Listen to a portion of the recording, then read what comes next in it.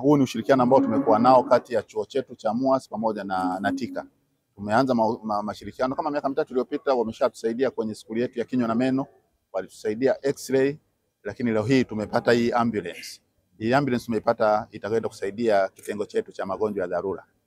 Sasa hii ni muhimu sana ambulance, tuanze kwenye mafunzo. Ni kwamba wataalamu wetu wanaojifunzia magonjwa ya dharura na ajali wanahitaji ambulance. Kama unavyojua ambulance maana yake ni kuokoa maisha ya mtu ambaye amepata ajali au amepata dharura ya kiafya kule alipo kabla hajafikishwa kwenye kituo cha afya. Kupitia ushirikiano na serikali ya Uturuki, leo hii tumepokea ambulance moja kubwa kwa ajili ya kufundishia wanafunzi wetu kuhusiana na masuala ya dharura. Wote tumeshuhudia majanga yamekuwa mengi hivi karibuni, ajali zimekuwa nyingi hivi karibuni, watu wengi wanaumia nje ya hospitali. Kwa hiyo tumeona tuboreshe ujuzi na utaalamu wa madaktari wetu wa dharura wanahudumia wagonjwa nje ya hospitali. Hii ambulance ni kifaa cha kufundishia sasa wataalamu wetu kwa vitendo.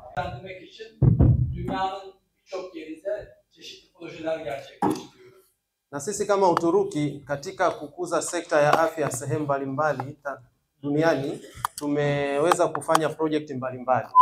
Tabii bugün burada Tanzanya'nın çok saygın bir kurumunda bulunuyoruz, MUHAS'ta bulunuyoruz. Na leo tupo katika taasisi muhimu sana kwa nchi ya Tanzania, tupo hapa MUHAS. Sayın Rektörler, bu kurumun Tanzanya'nın sağlık sistemi için ne kadar önemli olduğunu dinledik. Na pia Mheshimiwa Vice Chancellor ametuelezea umuhimu wa chuo cha MUHAS katika nchi ya Tanzania. Gerek akademik bilimleriyle, gerek öğrencileriyle Tanzanya'nın sağlık alanında marka kurumlarından birisi MUHAS. Na ametuelezea jinsi gani chuo cha MUHAS ambacho kimeweza kushika sekta ya afya kuanzia madaktari na mpaka viongozi mbalimbali ambao wamegraduate hapa MUHAS.